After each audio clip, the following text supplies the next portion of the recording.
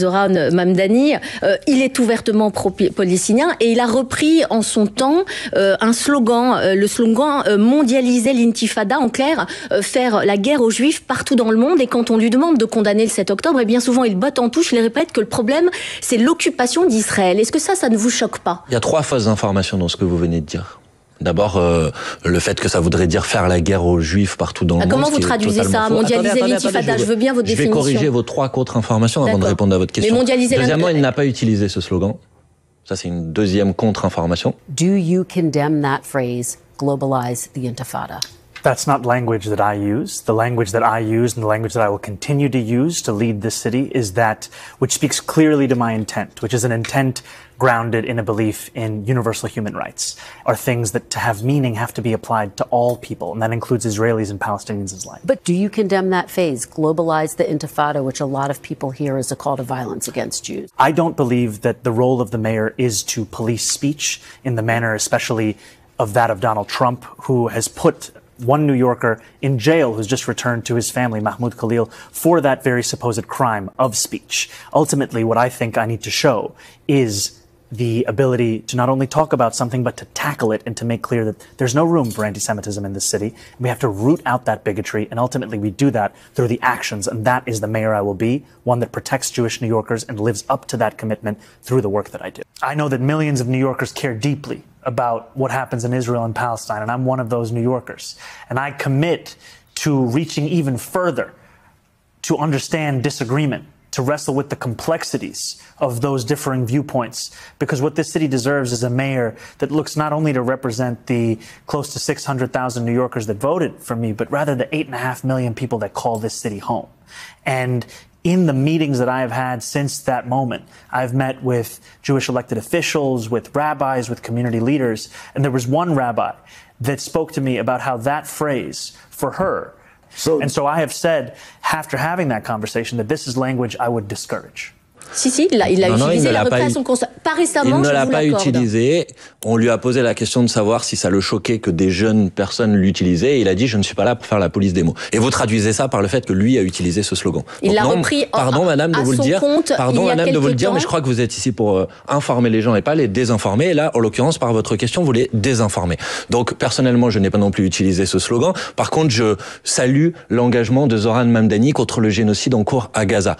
Et je dis d'ailleurs que ça lui a valu à peu près les mêmes procès que ceux que subit la France insoumise depuis des mois et des mois de manière particulièrement infecte et particulièrement inacceptable. Donc ne pas condamner le 7 octobre il a évidemment condamné le 7 octobre. Madame, s'il vous plaît, franchement, donnez des informations qui sont exactes, parce que sinon vraiment... Alors, une information exacte, il lève des fonds pour l'UNRWA, c'est une agence onusienne qui est accusée de collusion avec le Hamas. Madame, ça, c'est pas un problème Madame, aussi l'UNRWA.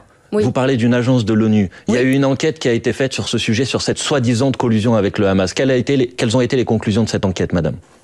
C'est qu'il n'y avait aucune collusion avec le Hamas. Donc, s'il vous plaît, et c'était une enquête qui était une enquête indépendante et internationale. Mais franchement, vous vous rendez compte de la question que vous êtes en train de me poser ? L'UNRWA, c'est une agence humanitaire qui ouvre des écoles pour les enfants palestiniens. Et vous êtes en train de reprocher à Zoran Mamdani de financer l'UNRWA. Vous savez que la France finance l'UNRWA. Et vous savez que heureusement que la France finance l'UNRWA et qu'aujourd'hui Donald Trump veut plus financer l'UNRWA. Mais franchement, je crois que vous êtes vraiment trompé dans votre question. On va aller plutôt sur cette actualité après les incidents à la Philharmonie de Paris, c'est une actualité proche, n'est-ce pas ? 4 personnes en garde à vue. Lors de ce concert, il y a donc eu des fumigènes, des heurts. Si vous avez vu les images, ça aurait pu franchement mal tourner. Vous ne pouvez pas empêcher des gens d'exprimer une protestation contre un génocide. Ça, c'est ce qu'a dit Jean-Luc Mélenchon. Vous êtes le seul parti, LFI, à ne pas condamner. Est-ce que ça veut dire que vous validez ? Est-ce que ça veut dire que vous cautionnez ? Est-ce que c'est responsable ? Je cautionne quoi, madame ? Que vous cautionnez, qu'on mette de la violence dans un concert parce que c'est l'orchestre d'Israël qui est en train de jouer. Là aussi, attention s'il vous plaît. S'il y a eu de la violence vendredi matin, moi j'ai vu les images, vous les avez vues aussi, c'est pas les personnes qui ont allumé des fumigènes, c'est des spectateurs qui les ont frappés. Donc, si vous plaît. Non, n'inversez pas tout. En fait, le sujet est le suivant. Est-ce que la Philharmonie n'avait pas le droit d'organiser ce concert à vos yeux ?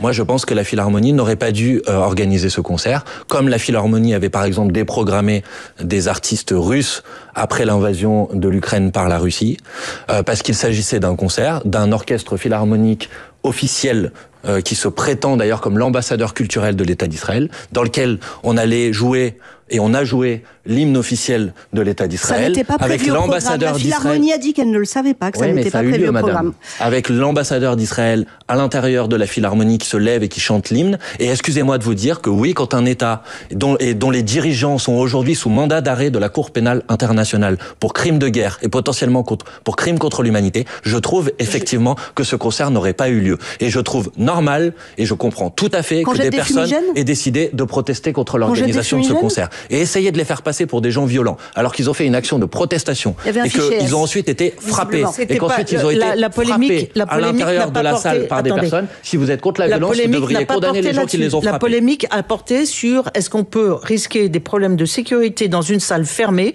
Ça aurait pu extrêmement mal tourner. Et d'ailleurs, ça alimente tout le procès en absence de sécurisation des salles. Et donc, ça renforce tous ceux qui demandent encore plus de sécurité. Donc, au fond, est-ce que vous ne faites pas aussi le jeu de l'extrême droite en cautionnant des actions pareilles? Parce que c'était une salle fermée avec un vrai risque.